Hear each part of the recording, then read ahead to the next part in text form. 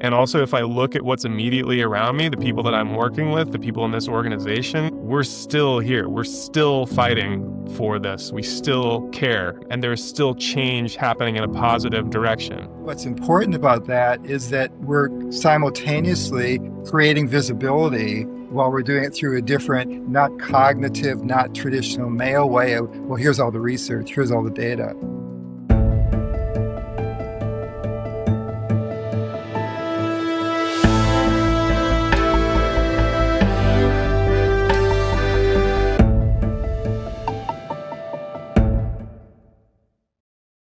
Welcome to the first episode of season 4 of Just Healing. I am Dr. Deborah, and we also have... I am Michael Munson. And we are your season 4 co-host, and we are dedicated to following a plan of love and healing and spreading that. So we have a great show for you today. You can see 2 other people are with us, and we're going to have them introduce themselves. My name is Jim Struve, Executive Director of MenHealing. Hi, I'm Sam Katz. I am the Director of Engagement at MenHealing. I use he, him pronouns. I'm an alumni of the Weekends of Recovery and have been involved with MenHealing since 2017. All right, and just to refresh people, I'm one of the board members here at MenHealing and one of your co-hosts. And Michael, you're also a board member here at MenHealing, I correct? am another board member. Yes, I am. And one of the things we wanted to talk about today was where we come from, where we're going, who we are, what we see our future is, right? And we can kind of start that off. Michael, why don't you tell them a little bit of your story and how we got here?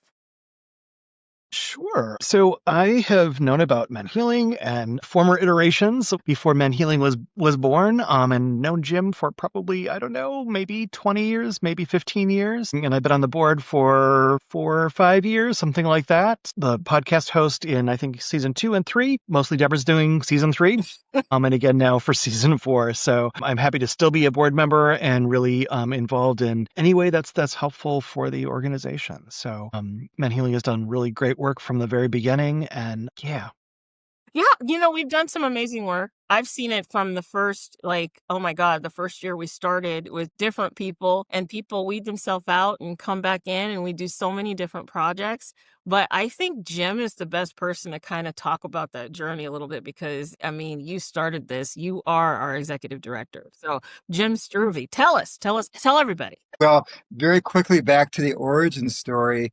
Back in the early 1980s, the late 1970s, I accidentally got work as a protective services worker with child abuse and neglect in Atlanta, Georgia. And I did that for about 6 or 7 years and had no training prior to doing that, but just started working with abused children.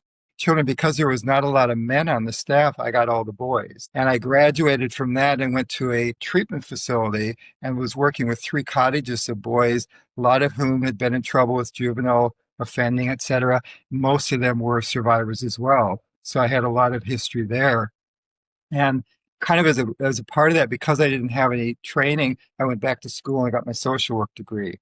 And once I had my degree, I got connected with a women's group that was working with women survivors, opened my big mouth and said, why do you not work with men? Because there was all these boys I had worked with and no one was working with men. And they said, well, okay, start a men's group. So I started a men's group and doing that. And interestingly, after a couple of years of doing that men's group, one night in group, someone was telling their story and the lights just flashed before me. And I said, oh my God, that's my story. And I had never connected the dots before. And that explained why I knew what I was doing so intuitively, why I was working with the boys, because I understood it all, but I just had completely put it out of my mind. I never forgot. I just put it in a box and it was just normal. And that's just what happened. And that started me on the journey that if I was going to do work, I needed to do my own work. So I decided to seek out therapy. And I couldn't find anybody who could work with me as a man. So the short version is I decided to set out that I was going to try to change that. And kind of par for the course, my goal was to change the world. And so I was successful at networking with 2 other people in other parts of the country who were also social workers, who were also men survivors, and also couldn't find any help. And so we decided to organize a conference. And we organized a conference just to expose the issue. We did that in 1988 in St. Paul, Minnesota. We were able to get an add-on day to a sex offender conference, a standalone day, and 200 people stayed and to talk about men who were survivors. And the next year after that, we decided to do a non-offenders male survivor conference. And that was 1989 in Atlanta. We had 450 people showed up from 14 countries, and we were off and running. And we just started doing conferences every year. And by 1995, we decided we had enough traction and visibility that we formed an organization that now has become Male Survivor. And so I've been doing the work since then, have evolved through it. At the end of 2017, we decided to take a little bit of a departure and start MenHealing and begin to do wider kinds of advocacy and change-oriented projects. So we've grown and expanded, and now we're the organization that we are. But this year coming up is my 50th anniversary of working with boys or men who are survivors and dealing That's with my amazing. own experience that 50 I was a years. survivor too. Wow. Yeah, I think I'm like a quarter of that. There's so much wisdom, right? Oh my God, that's just crazy. But that brings us to Sam, because now that we have all of this wisdom and all this, a list of people, Sam is helping us get the word out there, right? So Sam, why don't you tell us a Sure. little bit about your story? Sure. Yeah, I mentioned earlier that I've been involved with MenHealing since 2017. Really the impetus for that, I was not aware that I was a survivor of sexual abuse. Most men are not. Survivors in general maybe don't know, that that's what they are. They don't self-identify that way. You kind of come to discover that usually through a sort of circuitous Yeah. path. So that was the case for me. And for me, what was showing up in my relationship was just unexplained anger, frustration, communication issues. I just couldn't seem to understand why certain things were so hard to talk about or why I was so easily triggered. And finally, at some point, my fiance at the time said, if you want to be married to me, like you need to figure this out. You need to get some help. And have you ever thought that this might be connected to what happened to you when you were a teenager in Costa Rica? And I was like, what are you talking about? No, it has nothing to do with that. How could that be right? And lo and behold, that was right. So the lesson here is listen to your fiance. She did connect me through her therapist, somebody that specializes in working with male survivors of sexual abuse. And that's how I ended up getting connected to MenHealing. And it really did change my life. I mean, I'd never been in a place where I was surrounded by other men who had experienced the same thing that I did and was in a position to tell my story to them and receive theirs and be like, oh, wow, I'm not the only one. I really thought this whole time that I was the only person in the universe that had had this specific experience. And it turns out that it was shared by so many of us. We were just afraid to talk about it because it's emasculating and you're seen as weak and you're seen as less than. So here was finally a space where it was safe to say, this is part of me. And I know that it's affected who I am today. I'm proud of the person I am, but I also know that there was some coping strategies that I developed over the years because of this that I want to work through that don't serve me anymore. And that was the first place that I ever found other men who were willing to have that conversation where it felt safe enough to have that conversation. And it's hard to put into words how transformative it was.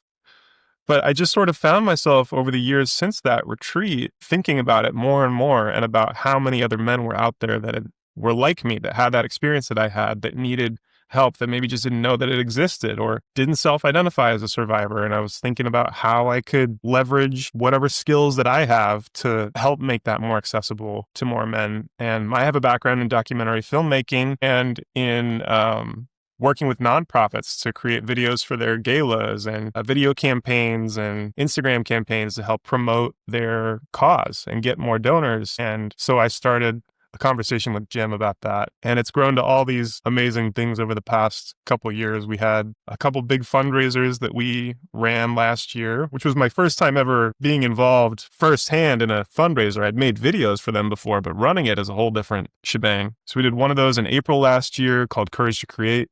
with some amazing theater artists from New York, Tyler and Bellamy. Tyler Martin and Bellamy Young. We had Ripple Effect in October, which was a big online benefit concert. And we were able to get the Indigo Girls and a bunch of other amazing musicians to contribute to that. We raised the most we'd ever raised in one night. It feels like we're in a place where we're starting to get the word out. People are starting to understand more who we are and what we do. We're starting to speak, I think, in a way that feels more kind of like outspoken and like, yes, this is who we are. This is who we serve. Like there's no shame in that. That feels exciting to me. And Sam, you brought us from the past to the present, which is fantastic. And I'm wondering, Jim, if you want to talk a little bit more like programmatically what is going on in the present. Well, I think building off what Sam was saying, one of the dynamics of men who have been abused is that we have experience of being invisible. Most men, before they really begin to deal with their victimization, become isolated, alienated, feel very lonely, very cut off. And part of the dynamic of trauma, anybody who's familiar with trauma work realizes that the natural phenomenon is that we shrink and we kind of begin to wither. So programmatically, what I've been very interested in doing and what our organization has developed collegially to do is we need to be bold, we need to be expansive, and we need to be out there, because part of the healing process is not shrinking and not moving away, but finding the courage and the hope and the inspiration to declare ourselves. It's kind of like what happens in lots of movements for social change. We go to the mountaintop and we shout. And we find all sorts of bold ideas that people at the time think, we could never do that. That's kind of crazy. So we put them out there. And that's kind of the lifeblood that I'm seeing happening with MenHealing now, is that we're not a factory to produce anything. We're not a factory to fix things. We are to think out of the box and to really rattle the cages, stir things up, do stuff where we don't quite know exactly where we're going all the time, but we know we're going to get there. And we're going to just take it on. And so many things that we've done in the time since we've been MenHealing is things where we say, you can't do that, or you're not going to do that. And we say, watch us. We're going to do it. We're going to try. And I think kind of we're going to make men survivors no longer be shrinking violets. We're going to be way out there begonias, all the other sorts of stuff. And we're going to be vines crawling up the side of the cliffs. Can I jump in and add a couple things to that? I love what you're saying. Begonias. Word begonias, baby. That's awesome. You know, one of the ways I see like what Jim is talking about in a more like literal sense is like when we started, right, the organization, it was entirely founded around these weekends of recovery, right? That's what MenHealing had been doing since 2001, is these transformative weekend retreats for men, like the one that I talked about, where men get together and for the first time, for many people, share their story in a group of other men who share that experience. And it's, you know, facilitated by people who really know what they're doing and are experts in trauma for male survivors of sexual abuse specifically. And it's usually in a beautiful place in nature. And, you know, it's kind of this very finite container that is a beautiful opening usually for somebody to kind of get to the next level of their healing. And what we found over the past few years, especially with the COVID-19 pandemic, with increasing travel costs and lodging costs, was that we were going to have to start thinking a little more outside of the box about how to reach more men, because we weren't going to be able to do these retreats ad infinitum for everybody in every location in the United States or the world. It simply wasn't possible. So we started growing our programming. Now we have support groups that run year round for survivors of sexual abuse. Some who have been to our retreats, some have never been before. Some of the, we've expanded now to offer peer support groups led by other people who have experienced sexual abuse and have been trained to facilitate these groups. We now have them for loved ones of male survivors, partners, you know, who are themselves in need of some support and healing. And then we've also expanded to, just this year, our materials are now available in, what is it, Jim? 1,400 correctional facilities nationwide. 1,430 So we have this project we've been working on for years. Sandy 40 has been sort of the lead on it, but there's been, you know, Jordan has done a lot of great work on it. Jim, I mean, tons of people have contributed to this effort. But now we have a sort of manual, a resource manual for men who are incarcerated survivors who never had access to our resources before, right? Because they couldn't.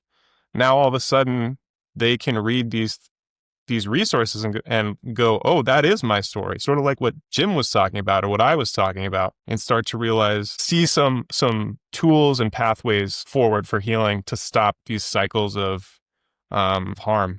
So it's exciting to see how we've grown and changed in creative ways to meet the need of the moment instead of just saying, this is all we do. We just do this one program. That's it. Yeah. I don't know if there's anything else anybody wants to share about that, but those are two examples that came to mind immediately. No, there's like, I mean, I've been with MenHealing since almost the beginning. I've seen it grow. I've seen so many things. They're not just the weekends anymore. I mean, we have a podcast. We have the book that's in the correctional institutions. We're just expanding so much. We're trying to produce other books. And it's really about Jim's original vision, helping people, helping men with trauma, because nobody talks about this. I remember when I wrote my first book, there was no book for me to go and talk to other people, especially spouses of survivors. It was written in 1985, still waiting to get it in. Okay. So there was nothing, but there's so many resources now. I mean, if you wanted to see our origin story, we even have a cartoon of our origin story on the website that tells you everything Jim said, Yes. right? And so it's just grown so much from where it started, and I cannot wait to see the future. I know where I can say I want the future to go. I mean, I want documentaries, I want films, because I'm a very creative person, but I want more of that artsy stuff, and I want the rock concert with a headliner. I want to be the MC, and I want to be a rock concert, but that's just me. I would like to hear where all of you want to see MenHealing go. Well, let me add, because what I want to contribute to the conversation we're going here too is how we do the work has to be equally as important as what we're doing. And I really feel strongly that as a men's organization, part of what we need to do is, as we're working with the healing process, we need to not replicate toxic masculinity. We need to not replicate all the kind of ways in which our culture has formed around masculinity. So some things that are really, really important to me is that rather than focusing just on the research, the statistics, the data, we very early on began to make videos of people telling their stories. So we're a story-based focus. But what's important about that is that we're simultaneously creating visibility while we're doing it through a different, not cognitive, not traditional male way of, well, here's all the research, here's all the data. Secondly, as a men's organization, for us not to stay within the box of just working with men. So we have women on the staff, women on the board. We're doing collaborative programming with women's organizations. And for lack of a better way to explain it, as men, we need to learn to play in the sandbox with everybody. Instead of the way so many organizations get boxed in and doing it. And I think crossing those lines, what we're finding, and I think this is one of the things that's going to be more of an issue going forward. Traditionally, sexual abuse was gendered. And women had rape recovery centers, women had the sexual assault movement, and men just had no place in those facilities. And we first started approaching working together was, oh my God, we can't have men on site because men are offenders, et cetera, et cetera.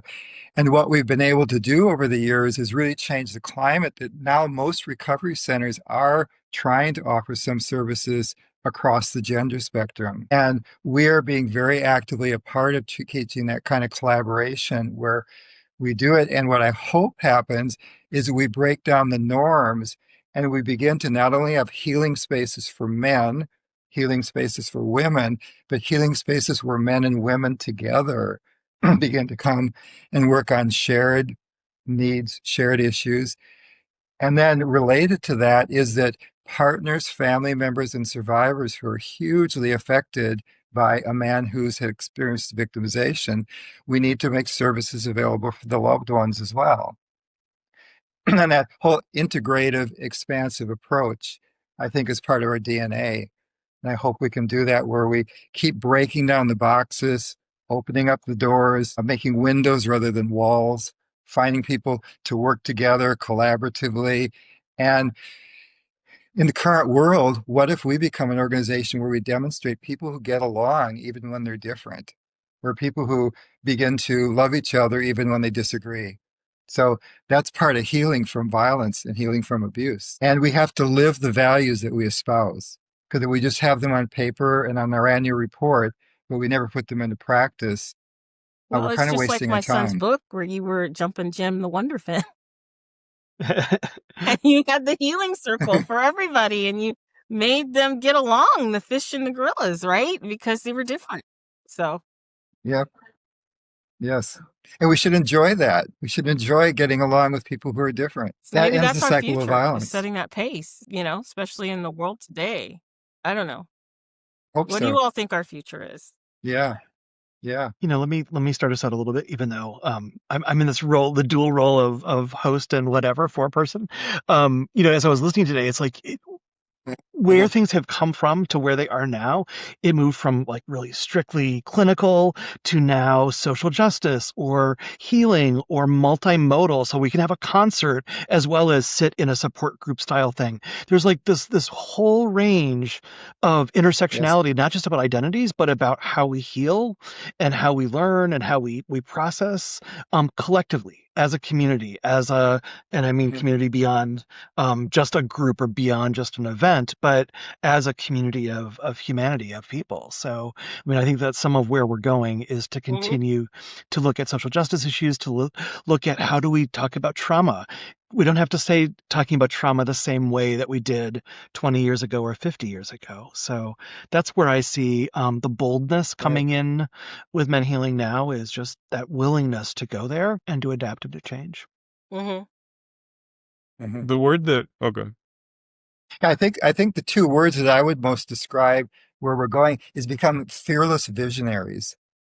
Fearless visionaries, where we try to reimagine and recreate stuff that we've been harmed by. So we're going to be fearless and envision it differently. Wow, And I then we're going love to put that. it It into sounds like practice. Sandy so much, though. I see her. Fearless. Yeah. Yes. Yeah. And then even like with Sam, finding other men who we've helped to heal, who become part of the process of passing it on to help others heal and bring new ideas and new energy so that we keep expanding our base instead of what happens so often, I think, in organizations, businesses is become insular and we become self-protecting and we don't think out of the box. So we need to keep bringing in new energy all the time. That's one of the things that I was really surprised when I joined MenHealing. I think I had some sense of, that this was an organization full of people that really care. I think what I didn't understand was the level of open-mindedness, I guess, and flexibility and curiosity that people in this organization approach their work with. I think, like Jim said, it's not an organization where people kind of are in their silos and they're like, this is it. This is all there is. I just, they have their little, tunnel vision. It's much more expansive than that. And the whole culture of MenHealing is it's so much more, curious, intersectional, inquisitive, open. People are really interested in how the movement to make sure every man has access to the resources they need to heal is working hand in hand with existing resources that are out there for women, non-binary folks, any other survivors of sexual abuse. It's, that we're thinking critically about how our work aligns and bumps up against systems of inequality that cause certain people to not have access to resources versus others. And how do we work creatively within that system, within the limitations that we have to deliver or access to those resources? It's just been I think, a fun surprise for me that like the organization thinks that way, and that it's very, I think sometimes like I worry people hear the name MenHealing and they think that we're very insular. We're only focused on men and, that's all there is. But I think we really are, as an organization, thinking about, no, how do we be allies to other survivors of sexual abuse that have been, in this work for years? How do we sort of honor them and partner with them instead of pulling focus away or being territorial about resources? It's just not the way I've seen this organization operate. And it's refreshing in the current socio-political landscape, which I think would understandably cause a lot of organizations to go scarcity mindset and go, let's pull back, let's make sure we protect ourselves. Mhm. One of the things I also hope we don't lose as we continue to get more traction with the work we're doing, because we started with nothing. When we changed and became MenHealing from Survivor, we really had zero money and we had no listserv, and we just created everything from scratch. And we built, and now we're thriving. And one of the skills that I think we've learned is sometimes we never give up, even when we have very little to go on. And we don't wait for the big windfall of the grants or the money or stuff. We just dig in our heels and we go for it. I hope that's something we don't lose, because I think sometimes our culture and our process is so much built around the financial trappings, and you can't do it until you have the money. You can't do it until you have this or that. And we really have been very good about putting our feet on the ground and just saying we're going forward. And I hope our success or our growth does not take that away. That sometimes we remember we're just 2 feet on the ground and we're two people standing next to each other, and let's just walk together and go for it. And let's not wait for the people on high to give us the sanction that it's okay to go. And sometimes that means we go places that we wouldn't have permission to go because we don't have to get permission. We just go. Yeah, that's what I love. And what do you guys look forward to the most in 2026? I can tell you what I look forward to. I look forward to this season of the podcast. Well, I look forward to all the new guests we're going to get and all the people I'm going to talk to. So I'm just telling you, that's what I look forward to. And then all the other work that's going to come from that, the rippling effect of touching people. So yes. Well, I think we have a real opportunity to know, no matter where we are on the spectrum of feelings about how our culture is being dismantled, about how many things are being taken away from us, how many things are being destroyed, whatever our feelings and our take on that is, what I see as the advantage, because there's such a vacuum of things being in chaos and being, we have the opportunity to be leaders to help put things together in a way that work differently, and that we can construct models that don't create men being violent, people being abusive of power. I hope we can become leaders and models in demonstrating how we put things back together in ways that are more compassionate, humane, and hopefully more life-giving instead of life-strangling.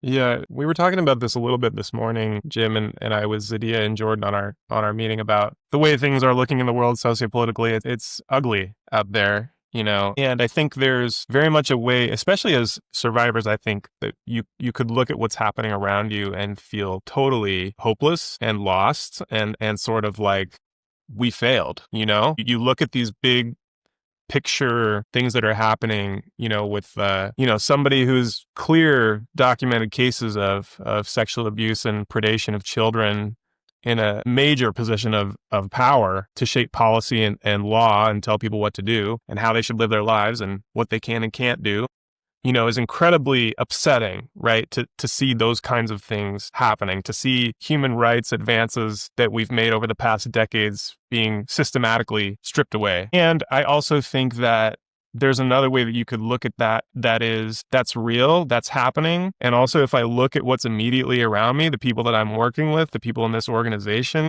we're still here. We're still fighting for this. We still care, and there's still change happening in a positive direction. It's not on the scale that we want it to be, but I just hope that we can lead with that sense of courage in this next year in the face of what will undoubtedly be continued attacks on democracy and on the civil and human rights of people in this country.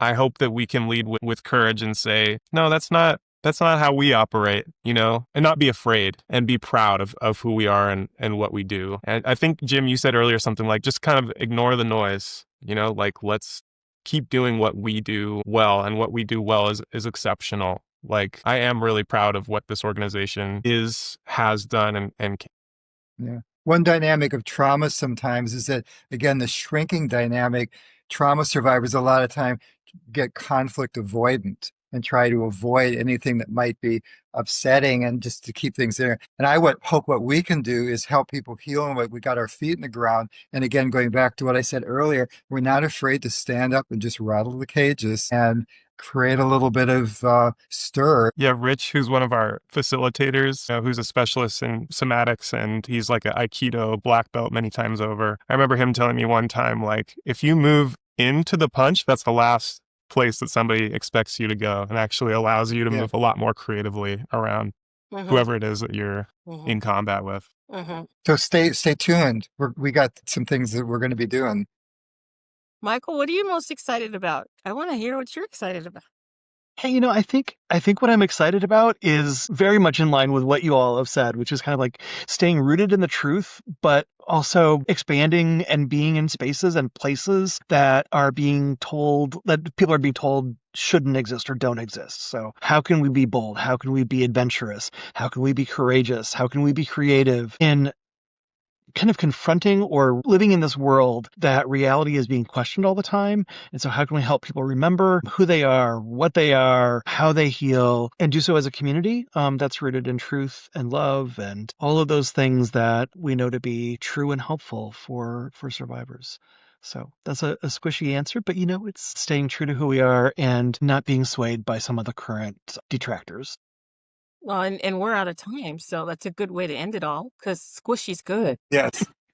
That's for anyone listening to the podcast. If you're unclear what the takeaways are, it's MenHealing is begonias and squishy is good. Sure. So thank you, everybody, for joining us for this episode of Just Healing. Join us for new episodes that are coming up this year to spread messages of hope and healing. And let's listen, let's learn, let's heal. If you'd like to learn more, get involved, or find community, visit menhealing.org.